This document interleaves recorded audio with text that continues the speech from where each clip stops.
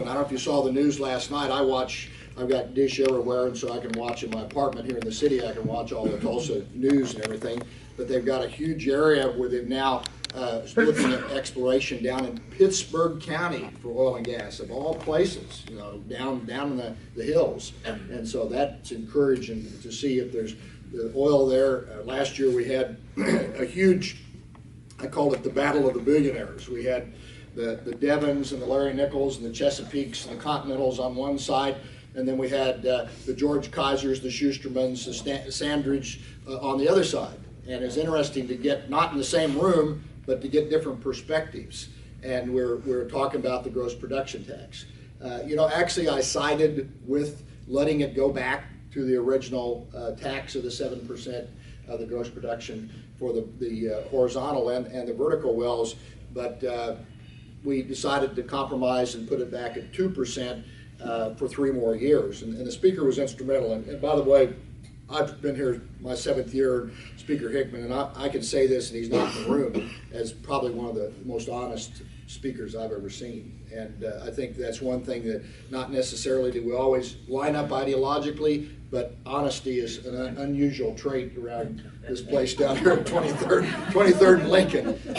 You know where the word politics comes from, poly meaning many and ticks meaning blood-sucking insects. Well, I said that I am a physician. I've delivered over 2,000 babies, and somebody asked me, why do you want to get into the political realm? And I said, well, I love people. I like, you know, to interchange, intermingle with people and understand what I could do as a servant. My wife and I have been medical missionaries, Southern Baptist medical missionaries for many years in Central America and down in Mexico. And we like to serve, and somebody said, well, why do you want to do this? I mean, there's so much competitiveness. And I said, well, you know, I get along with people, get along with 2,000 pregnant ladies, you can get along with anybody.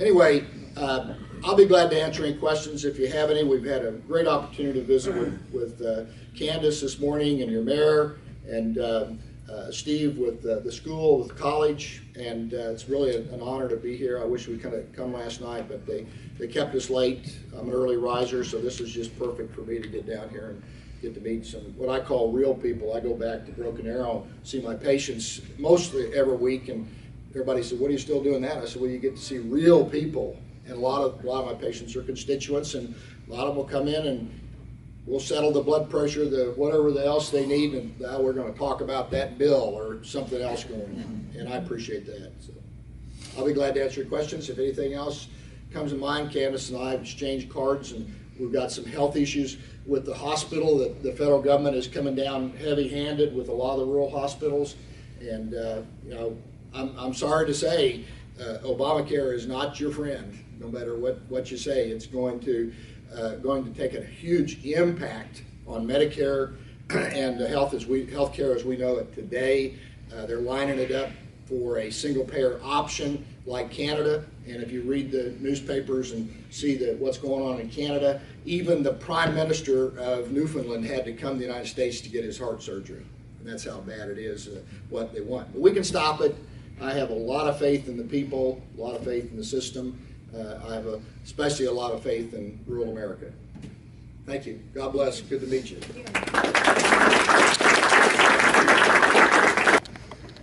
Thank you for being with us this morning. As you guys know, the session went really late last night, and so I know Representative Hickman and Senator Marlette are on their way. But until then, we'll go ahead and kick things off, and we'll wait for them to be here.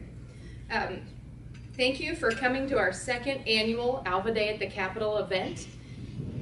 As you guys know, and much of this is written for people who are not here this morning, I will admit. Located in northwest Oklahoma in the Cherokee Strip, Alva is a thriving regional center for commerce and education and serves as the primary hub to the Mississippian lime play as a mainstay of Oklahoma's energy boom. Due to the recent oil boom, sales and use tax revenue for the city of Alva is up 10.87% for this time of our last fiscal year. Our December 2014 unemployment rate, which many of you guys are feeling, is 2.3%, which is one of the all-time lows for us. Alva is the home of an outstanding public school system Saturday night, many of you guys know, our Alva Goldbug girls qualified for the state championship. And Mr. Parkhurst has told me the band and choral programs, of course, won a superior rating, are going to the state competitions. The livestock judging team, I don't know if you guys know this, they won the the national championship last year.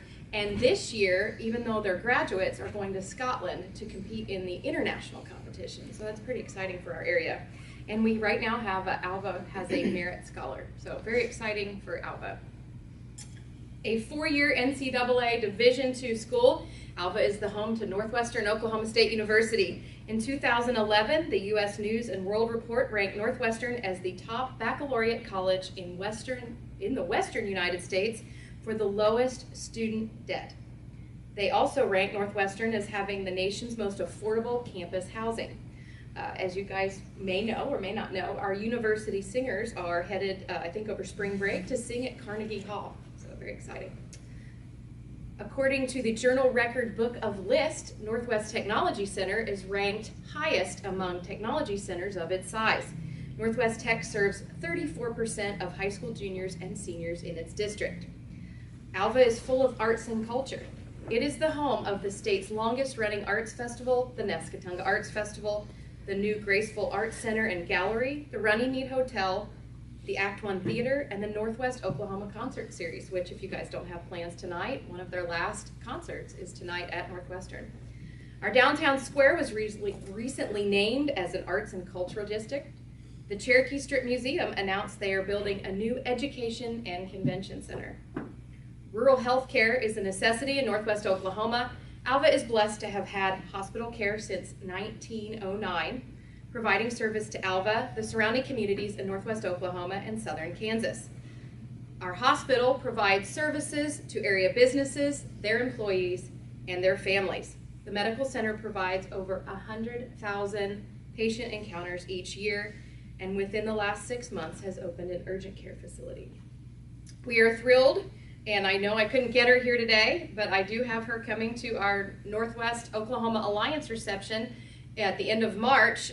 Lauren Heaton was named Miss Rodeo Oklahoma. She is the first in Oklahoma history to earn that title. And so she's from Alva. We're very, very excited to have her. At this time, I'm going to go ahead and turn the podium over to our mayor, Mayor Arden Chaffee. It is my pleasure, as he's walking forward, to introduce our mayor, and many of you may not know this. Arden has served in city government for over 20 years, starting as a city councilman. He has served as a mayor since the year 2000, is that correct? He has served in many leadership roles with the Oklahoma Municipal League, and in 2012 was honored with the designation of Oklahoma Certified Mayor. Please give a warm welcome to our mayor, Arden Chaffee.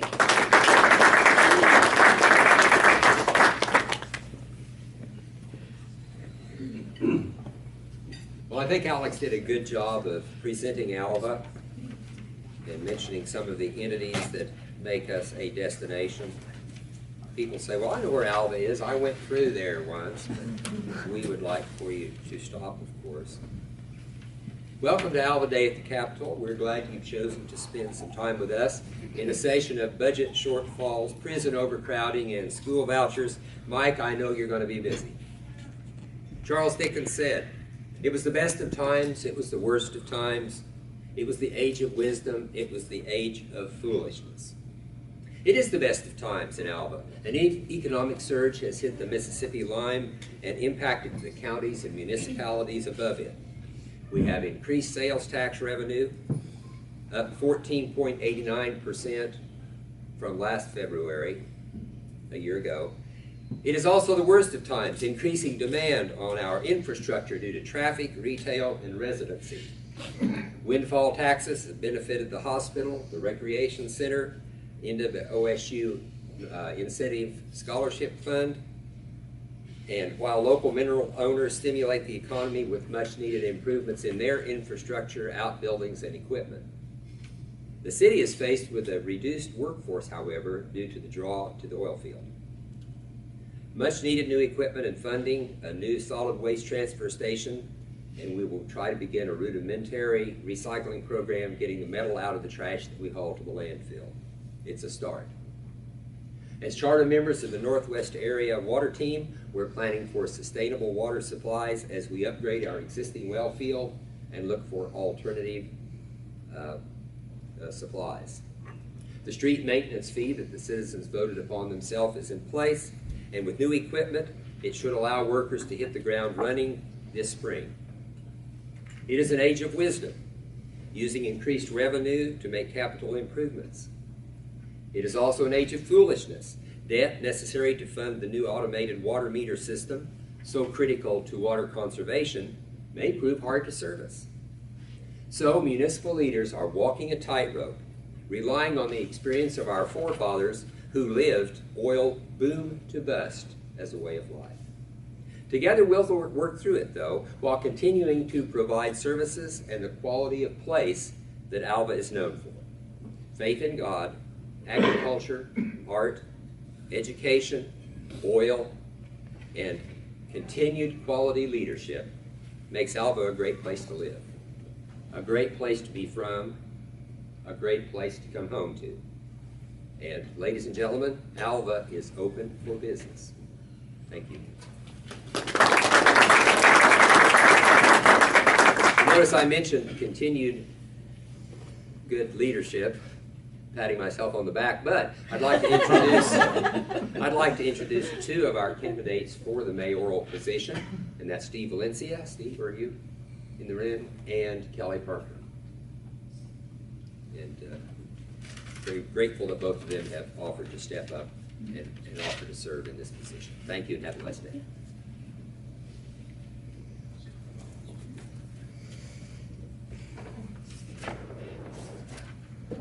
Our next speaker is Warden Janice Melton of Bill Johnson Correctional Facility. She began her career in 1977 as a probation and parole officer, and in 1995 was appointed Warden of Bill Johnson, a minimum security regimented treatment program that houses 734 offenders.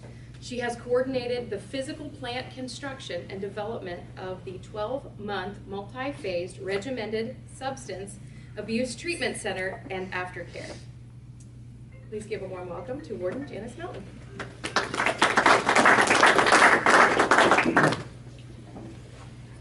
Thank you, Alex. I know most everyone here, and you've heard this story many times. But I just feel honored to be up here because, in so many communities, the corrections folks wouldn't necessarily be seen as an asset in the community. And that is because of how you all, from 19 years ago, welcomed the concept of Bill Johnson Correctional Center. And, we started as an experiment in doing something different in corrections. And I hope the message that we continue to take to the Capitol is that there are communities that can develop partnerships that can make changes in corrections, because it's in the paper nearly every day. It probably will be for most of our lives. What are we going to do about public safety? What are we going to do about corrections? And I'm guessing it will just always be a challenge. But I'm always hopeful because I just feel like if more communities embraced and created partnerships, and I look around this room and we've just got partnerships with nearly everyone in some way. And that's what makes it work. And I think what we do matters. I think it does change people's lives. And I think there is a message of hope that, it isn't always going to be about incarcerating people and continuing to pay these huge, huge bills for corrections. But there are different ways of doing corrections. So I hope that legislators and other communities in Oklahoma will look to what you have helped create in Alva with Bill Johnson Correctional Center. So I think mostly, are there any guests out there, or are we all Alva folks? So, I don't know that I need to break down everything that we do, but a little bit of an update. We do have 730 offenders as of Friday. We've all been asked of all the facilities across the state to set up more beds because they just keep coming, and so we'll be increasing our capacity probably by about another 20 or 30. But in that, there are still amazing things that happen every day out there. The staff, like Arden had talked about, we've been hit, as all of you all have, with trying to keep a workforce, and they're such dedicated people that no matter how many officers we have, we still manage to meet the mission every day, I believe. We completed, I think last year, 2014, because I think sometimes it's even, we have 732 offenders, but we complete, meaning that offenders that complete the program as designed, about 500 a year in the regimented part, and then we also have a youthful offender program for 18 to 23-year-olds, and we complete probably another 350 out of that program. So there's a lot of turnover. So I share that in that we do serve a lot of the population. Even though we don't have a 1,100, 1,200 bed facility, we serve that many because of what we do. We had 314 GED graduations. We have the highest GED completion rate of all the facilities. So, and Greg Lyon, who came from public schools, and again, we're all kind of connected in so many ways, is now our site coordinator, and he has kept our production of getting education for these offenders, which is huge. And I think Steve is going to come out, and we got a graduation coming up. If you haven't been to one of our graduations, you should come. They're really feel-good kind of things, and they're really important for the men. So we appreciate what you do for us every day, and please come out anytime if you want to know more about what we do. So thank you. I want to take a moment this morning and thank our sponsors, and I know many of you are with us today. Northwestern Oklahoma State University, Northwest Technology Center, Alva State, Community Bank, Bank Central, AT&T, and Pioneer Cellular. And I also want to thank our leadership class for being with us this year. This is our second year to have this event, and we are very excited that the leadership class is part of this group. I know you guys are going to the Capitol following the breakfast this morning, and you guys have a busy schedule. Because you're not seeing the legislators here, they're going to be hopefully at work once we leave. So I would invite you to go stop in and visit them on your trip, and the rest of you who are here today as well. Please go in and visit your legislators and let them know you're here today. So we have one more speaker this morning, David. David Pecha serves as the Vice President of Administration for Northwestern Oklahoma State University, an appointment he has held since 2006. Prior to that, Dr. Pecha served as the Dean of Student Affairs and Enrollment Management and Director of Financial Aid. He also has worked as the Regional Director for the Oklahoma Small Business Development Center. Vice President David Pecha. I think I'll slightly change my comments, kind of like Warden Melton did too. So many of you have either have a degree from Northwestern or have been on our campus or taken some of our classes. And I want to just take a couple of minutes, first of all, and express welcome on behalf of President Cunningham. She had some commitments this morning and couldn't be here. She will be at the Capitol this afternoon. There's a legislative hearing for higher education at 3:30 that she'll be a part of. So she certainly sends her greetings on behalf of the university. But I want to just quickly talk about three things that you may not necessarily think about and share just a couple of stats in addition to what Alex shared with you. Three of the items that we sell as we recruit and as we try to get faculty and staff on our campus are the affordability, the accessibility, and the academic achievements of our institution and of our graduates. As Alex mentioned, for several years, Northwest U.S. News and World Report has ranked Northwestern as the most affordable on-campus living. In fact, we have the lowest room and board rates of any school in the United States. We were picked with the top 10 for the lowest value of our tuition. AffordableSchools.net ranked Northwestern 4th out of the top 30 schools in Oklahoma for the most affordable yet attractive campuses in the United States. The cost of our tuition, we try to analyze that every year and try to keep that as low as we can.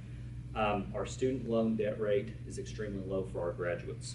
The class of 2010, which is the last year that we pulled the data, our average student loan debt was about $7,400. In Oklahoma, the average is about 22,000. 49.4% of our 2010 class had no student debt at all. In Oklahoma, 47% of students graduate without debt. So not only is Northwestern, but the state of Oklahoma has a very low debt rate. Accessibility, certainly the home campuses in Alva. We have branch campuses in Enid and Woodward, and then we also provide classes through the Higher Learning Center at Ponca City. We also have 2 online degree programs, one in nursing and one in business. Our nursing program has been ranked 18th by collegeatlas.org. We were the only school in Oklahoma that ranked in the top 20. We have a number of accredited programs. We have 4 programs that are accredited: business, nursing, social work, and education. A couple of you have asked about our choir. Alex had mentioned they were at the Speakers Ball perform. They'll be leaving Sunday for New York City, where they'll perform at Carnegie Hall and at the United Nations. So very proud of that group, as well as a number of our other programs. Looks like the speaker is here, so Yes. I will wrap up my comments and appreciate everybody coming out today.